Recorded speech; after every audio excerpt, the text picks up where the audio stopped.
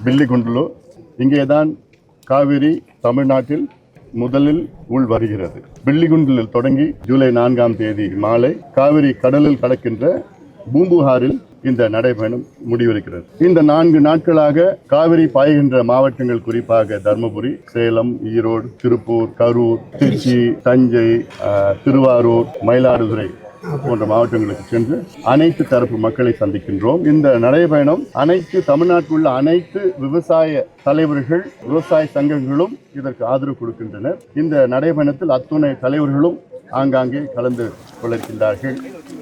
இந்த நடைபயணத்தில் இன்றைக்கு இந்த தொடக்கத்திலே நம்முடைய பாட்டாளி மக்கள் கட்சியின் பொதுச் செயலாளர் அவர்கள், சட்டமன்ற உறுப்பினர் சௌமியா அன்புமணி அவர்கள், முன்னாள் சட்டமன்ற உறுப்பினர் வெங்கடேசன் அவர்கள், உழவர் பேரியக்கம், தமிழ்நாடு உழவர் பேரியக்கம் தான் இந்த நடைபயணத்தை நடத்துகிறார்கள்.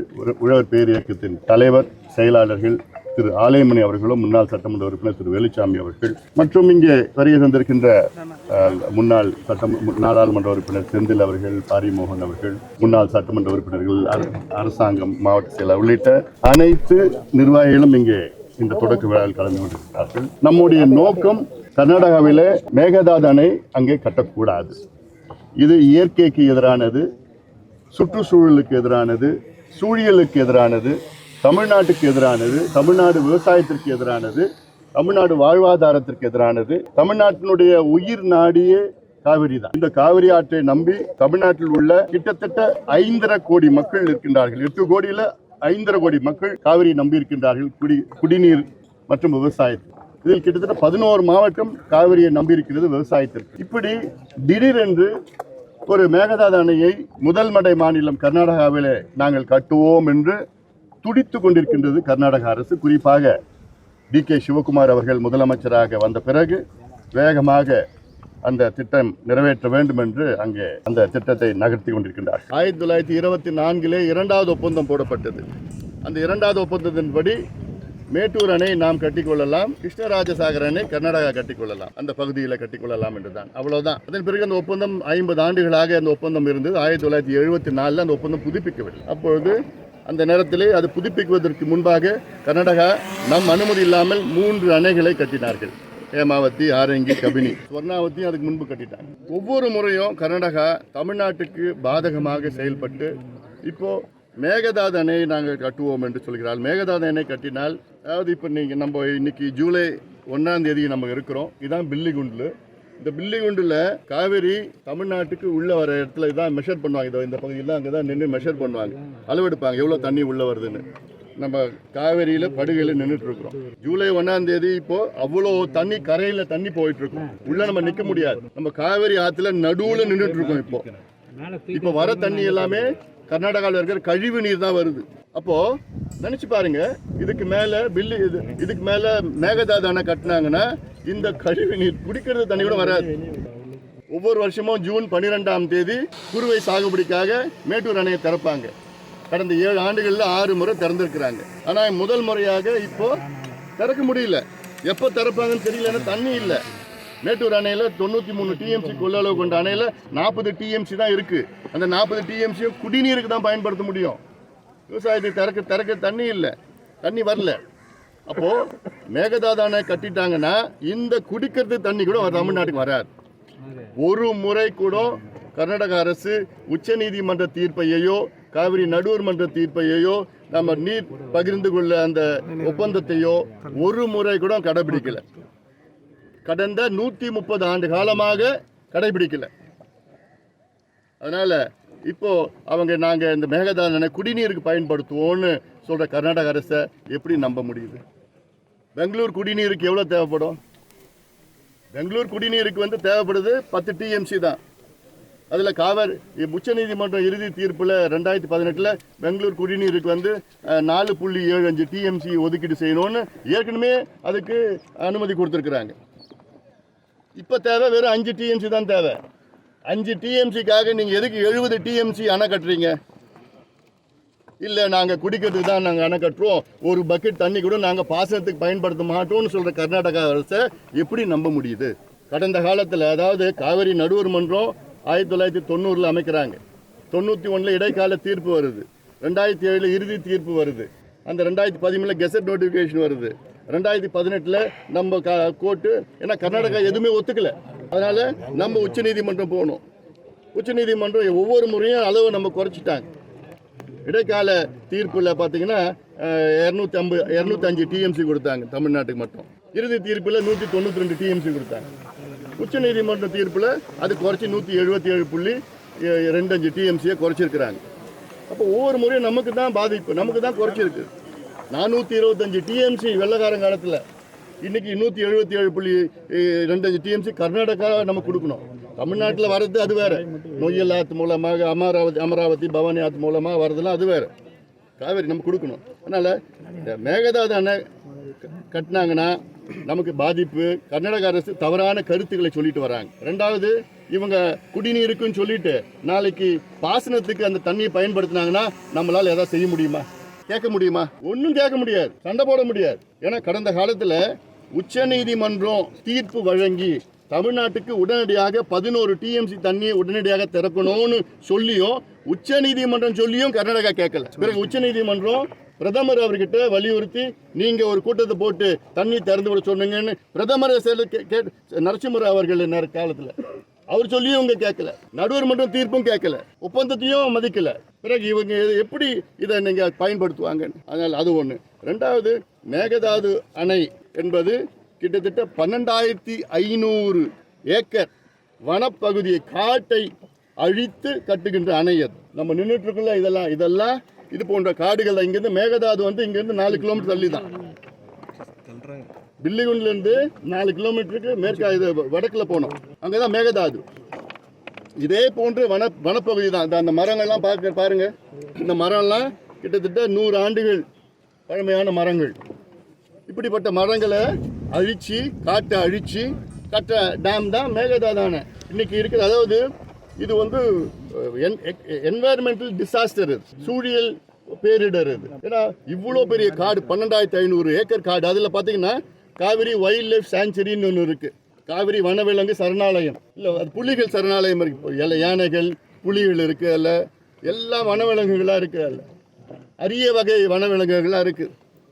4 கொம்பு மான் இருக்கு, இங்கே வேற எங்கேயுமே இல்லை. அதில் ஆற்றுல பார்த்தீங்கன்னா அந்த மாசீர் மீன் ஒன்று இருக்கு, ஹம்பேக் மாசீர் மீன். வேற எங்கேயுமே உலகத்தில் வேற எங்கேயும் கிடைக்காது, இங்கே தான் இருக்குது. அதில் இதெல்லாம் அழிச்சு நாங்கள் டேம் கட்டு வரோம்னு சொல்லிட்டு இருக்கிறாங்க. அதில் அதனால் இதை ஒருபொழுதும் விடக்கூடாது. இன்னொன்று, இது சூழியல் நிபுணர்கள், என்வாயர்மெண்டலிஸ்ட்லாம், இது எல்லாருமே கர்நாடகாவில் இருக்கிற என்வாயர்மெண்ட்ஸ்லாம் இதில் எதிர்க்கிறாங்க. வரக்கூடாது, இது பிரச்சனை வரும். இவ்வளோ பெரிய காட்டை அழிச்சு ஒரு டேம் கட்டுறாங்கன்னா அது ஏற்றுக்கொள்ள முடியாது. நம்ம காடு அது. ஏன்னா பாரிஸ் ஒப்பந்தத்தின்படி நம்ம காடுகள்லாம் அதிகப்படுத்தணும். அந்த ஒப்பந்தத்தில் நம்ம கையெழுத்து போட்டிருக்கோம். சர்வதேச பல ஒப்பந்தத்தில் நம்ம கையெழுத்து போட்டிருக்கோம். இன்டர்நேஷனல் பயோடைவர்சிட்டி ஆக்ட்லாம் இருக்குது, அதில் கையெழுத்துலாம் போட்டிருக்கோம் நம்ம. அப்போது ஒரு காடு, இவ்வளோ பெரிய காட்டை அழிச்சு பண்ணுறதுலாம் அது முடியாது. ரெண்டாவது, இங்கே மேகதாது பக்கத்தில் இவ்வளோ பெரிய டேம் கட்டினாங்கன்னா நாளைக்கு இது சம்மந்தமாக பெங்களூர் நகரத்தில் பூகம்பம் கூட வர்றதுக்கு வாய்ப்பு இருக்குன்னு நிபுணர்கள் சொல்கிறாங்க. பெங்களூர் சிட்டியில் எர்த்குவேக் வரும்னு சொல்கிறாங்க. இது எல்லாத்துக்கும் தான் பாதிப்பு. சைனாவில் 3 கார்ஜஸ் டேம் கட்டினாங்க, உலகத்திலே பெரிய அணை.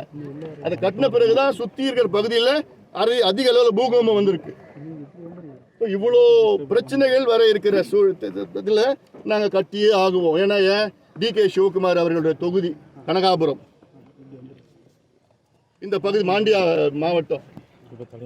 2028 பிப்ரவரி மாதம் தேர்தல் வருது கர்நாடகாவில். அது தேர்தலுக்காக மக்களை திசை திருப்பி, மக்களை திரட்டி கன்சாலிடேட் பண்ணி அது வெற்றி பெறணும். அதனால் தமிழக அரசு இதை சட்ட ரீதியாக இதை தடுக்கணும். ஒரு வழக்கு கிடையாது, பல வழக்குகளை போடுங்க. சும்மா நாங்கள் ஒரு வழக்கு போட்டுட்டு அமைதியாக இருக்கிறது கிடையாது. பல பேரை சொல்லி பல வழக்குகளை போடுங்க. இந்த வழக்கில் தொடர்ந்து அடுத்த 30, 40, 50 வருஷம் இருந்துட்டு இருக்கணும். என்வாயர்மெண்டல் சம்பந்தமாக ஒரு வழக்கு போடுங்க, வனவிலங்கு சம்பந்தமாக வழக்கு போடுங்க, புவியியல் சம்பந்தமாக வழக்கு போடுங்க, சுற்றுச்சூழல் சம்பந்தமாக ஏதாவது ஒன்று அந்தந்த வழக்கு போட்டு, இல்லை பாதிப்பு விவசாயம் சம்பந்தமாக வழக்கு, பல வழக்குகள் பல தரப்பு போயிட்டு அது தொடர்ந்து வந்துட்டு இருக்கணும். கேரளா அதில் எக்ஸ்பர்ட். அது வழக்கு போட்டதில்ல. முல்லை பெரியாறு அணை சம்பந்தமாக இவ்வளோ வழக்கு போட்டு தள்ளி வச்சுட்டு இருக்கிறாங்க. நம்மளும் அது சட்ட ரீதியில் அணுகணும். இன்னொன்று, தமிழ்நாடு அரசு சமீபத்தில் சட்டமன்றத்தில் ஒரு தீர்மானம் கொண்டு வந்திருக்காங்க. தீர்மானத்தில் பார்த்தீங்கன்னா மேகதாது நடுவர் மன்றம். இது தமிழ்நாட்டுக்கு மிகப்பெரிய ஒரு பாதிப்பு. இது டிசாஸ்டர் தமிழ்நாட்டுக்கு. அதாவது முதல்ல மேகதாதுவே நம்ம ஏற்றுக்கல, பிறகு மேகதாது நடுவர் மன்றம் எப்படி நம்ம ஏற்றுப்போம்? நம்ம ஒன்று ஏற்றுக்கிட்டா அடுத்த ரெண்டாவது ஸ்டெப்பு நம்ம போவோம். இப்போ இது முதல் ஸ்டெப்பே நம்ம ஏற்றுக்கல, அதுக்குள்ள ரெண்டாவது ஸ்டெப் எப்படி நம்ம போவோம்? இவங்க சொல்ற காரணம்னு சொல்றாங்க, அது குடிநீருக்காக, அதனால நாங்கள் ஒரு நடுவர் மன்றம். இவங்க சொல்றது பொய். அந்த பொய்யை நீங்க எப்படி நம்பலாம்? குடிநீருக்கு உங்களுக்கு இன்னும் தேவைப்படும் 5 TMC. அதுக்கு எதுக்கு நீங்க 70 TMC அணை கட்டுறீங்க? காவிரினா ஒரு நடுவர் மன்றம் தான், அதுல இன்னொரு நடுவர் மன்றம் எதுக்கு உங்களுக்கு? இந்த நடுவர் மன்றம் வந்து கர்நாடகா கேட்கணும், கர்நாடகா கோரிக்கை. இப்போ நாளைக்கு கர்நாடகா சொல்றாங்க, சரி நாங்கள் நடுவர் மன்றம் ஏற்றுக்கிறோம்னு சொன்னாங்கன்னா நீங்கள் என்ன பண்ணுவீங்க? அந்த நடுவர் மன்றத்தில் யார் வருவான்னு தெரியாது. அவங்களும் மனுஷங்க தானே, அவங்களையும் ப்ரெஷர் பண்ணலாம் இல்லை? நாளைக்கு ப்ரெஷர் பண்ணி சரி 70 TMC வேண்டாம் 65 TMC கட்டிக்கிங்க சொன்னாங்க, நீங்கள் ஏற்றுப்பீங்களா? நடுவர் மன்றம் தீர்ப்புன்னு சொல்லிட்டு வாங்க. அதனால் இதெல்லாம் வந்து போகாத ஒரு வழி சொல்லுறது. தவறுதலாக நாங்கள் சட்டமன்றத்தில் கொண்டு வந்திருக்கிறாங்க. தமிழக அரசு ஈகோலாம் பார்க்காதீங்க, தவறு நடந்து போச்சு, திரும்ப பெறுங்க. இன்னொன்று, அந்த தீர்மானம் வந்து முறையாக வந்து தீர்மானம் நிறைவேற்றலை. அந்த திருத்தம் வந்து முறையான முறையில் அது வந்து எல்லாரும் வாக்கெடுப்பு நடத்தலை, எல்லாம் பண்ணல. அந்த சட்ட சிக்கல்லாம் சொல்லி இந்த தீர்மானம் வந்து பட்ஜெட் செஷனில் மறுபடியும் இன்னொரு தீர்மானம் கொண்டு வருவோம், அது திருத்திய தீர்மானம் மறுபடியும் சொல்லி பண்ணுங்கள். இதனால் இது ரொம்ப ரொம்ப நமக்கு தமிழ்நாட்டில் பாதிப்பு இதில் அதில். அதனால் இதெல்லாம் நிச்சயமாக இந்த காரணங்கள் எல்லாம். இன்னொன்று நான் முக்கியமான நான் சொல்கிறது, 1974 காவிரி, கர்நாடகாவில் உள்ள காவிரி நீர்பிடிப்பு பகுதியில் வந்து பார்த்திங்கன்னா பாசன வசதி பார்த்திங்கன்னா 6.8 லட்சம் ஏக்கர் பாசனம் செய்தார்கள் 74. 91 அது வந்து 12 லட்சம் ஏக்கராக உயர்ந்திருக்கிறது. 2006 அது 18 லட்சம் ஏக்கராக உயர்ந்திருக்கிறது. 2016 அது 21 லட்சம் ஏக்கராக உயர்ந்திருக்கிறது. அதே வேளையில் தமிழ்நாட்டில் 74 காவிரி பாசனம் 29 லட்சம் ஏக்கரா இருந்தது, இன்னைக்கு 20 லட்சம் ஏக்கரா. 9 லட்சம் தமிழ்நாட்டில் குறைஞ்சிருக்கு பாசனம், காவிரி பாசனம். கர்நாடகாவில் 6.5 லட்சத்திலிருந்து இன்னைக்கு 21 லட்சமாக உயர்ந்திருக்கிறது.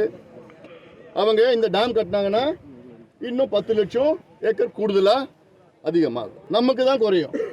இவ்வளோ பாதிப்புகள் இந்த ஒரு அணையில் இருக்குது. அதனால் இது வந்து ஏதோ சும்மா அவங்க சொல்கிற காரணம் எல்லாம் ஏற்றுக்கொள்ள முடியாது. கடுமையாக நம்ம எதிர்க்கணும். அதற்கு எல்லாம் கட்சி, ஜாதி, மதம், ஏனோ எதுவும் பார்க்காதீங்க, எல்லாம் வாங்க.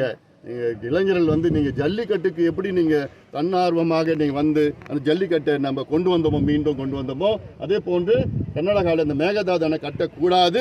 அதற்கு அத்தனை பேரும் தமிழ்நாட்டில் வாங்க. இல்லை எனக்கு பாதிப்பு இல்லை, நான் கன்னியாகுமரியில் இருக்கிறேன், நான் கோயம்புத்தூரில் இருக்கிறேன், நான் ராமநாதபுரத்தில் இருக்கிறேன், நான் மதுரையில் இருக்கிறேன், சென்னையில் இருக்கிற எல்லாத்துக்கும் பாதிப்பு. 2 வகையான பாதிப்பு. ஒன்று, காவிரி டெல்டா நமக்கு சோறு போடுற மண், அது உணவளிக்கிற மண், காலங்காலமாக நமக்கு உணவளித்து கொண்டிருக்கின்ற அந்த மண். அந்த மண்ணில் தண்ணி போலனா உணவு கிடைக்காது, உணவு பற்றாக்குறை. இது நீங்கள் கன்னியாகுமரியில் வாழ்ந்தாலும் சரி, சென்னையில் வாழ்ந்தாலும் சரி, எங்கே வாழ்ந்தாலும் காவிரி நமக்கு சோறு போடுது. அந்த சோறு போடுற அந்த தண்ணியை நிறுத்தக்கூடாது. 2வது, மதுரையில் பார்த்தீங்கன்னா மேலூரில் காவிரி கூட்டு குடிநீர் திட்டம், மதுரை மேலூரில் வைகை போகிற மதுரையில், ராமநாதபுரத்தில் காவிரி கூட்டு குடிநீர் திட்டம்.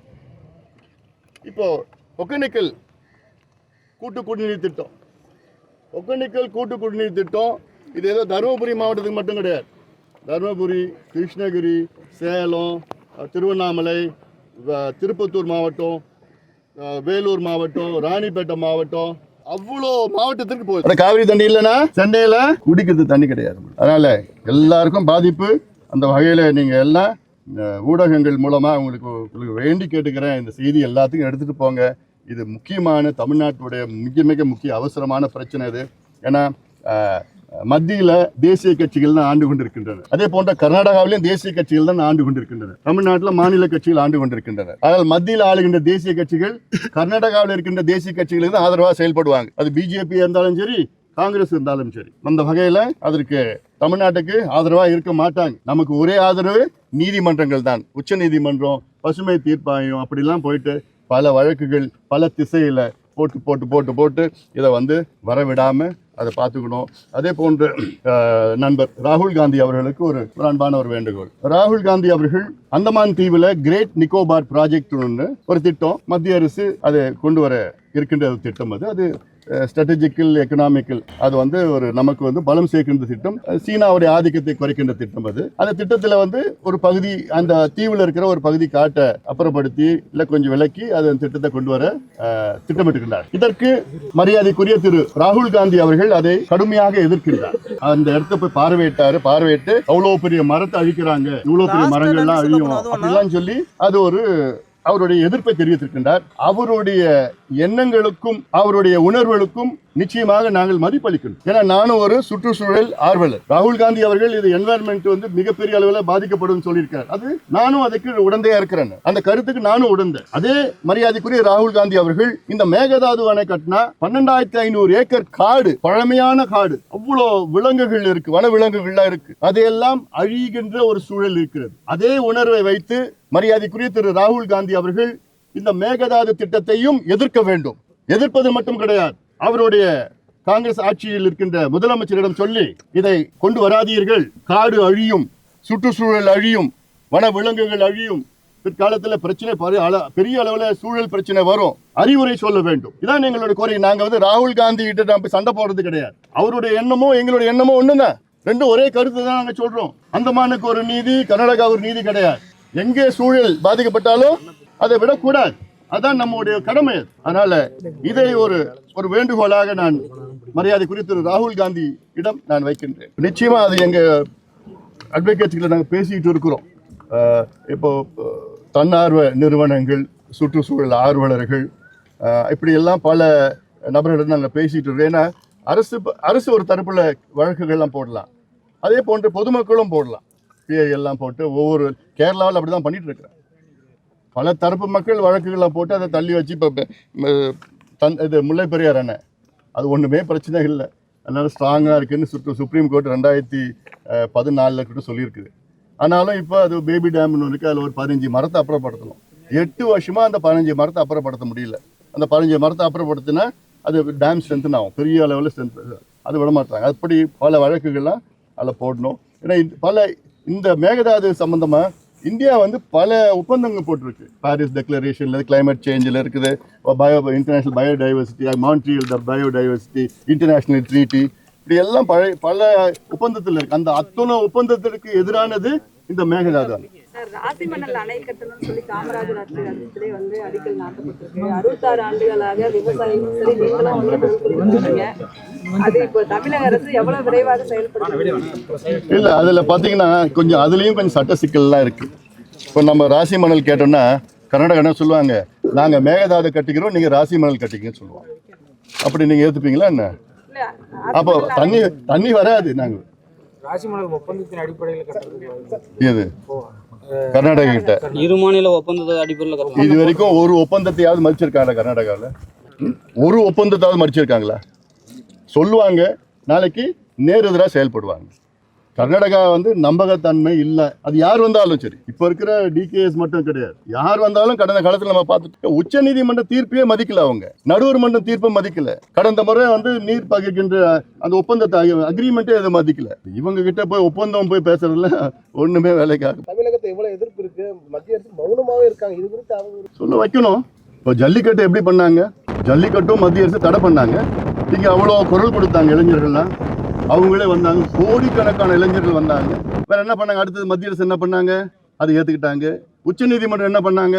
அது ஏற்றுக்கிட்டாங்க. அதே சூழல்ல இப்பயும் போட்டாங்க. ஏன்னா இது வந்து ஏதோ சும்மா ஒரு மாவட்டம் 2 மாவட்டம் தமிழ்நாட்டுடைய உயிர் நாடி பிரச்சனை காவிரி பிரச்சனை. உங்க பயண தொடர்ச்சியா இருக்குமா சார்? தொடர்ந்து இருக்க போகுது. இதுல 4 நாள் மட்டும் கிடையாது, இது தொடர்ந்து அதை கட்டக்கூடாதுன்னு. ஏன்னா இது அடுத்த எப்படியாவது 20, 30, 50 ஆண்டுகள் தொடர்ச்சியா பண்ணிட்டு தான் இருக்கணும். யார் வராங்களோ எல்லாம் வந்துட்டு தான் பண்ணிட்டு தான் இருக்கணும். ஏன்னா அவங்களும் முயற்சி பண்ணிட்டு தான் இருக்க போறாங்க.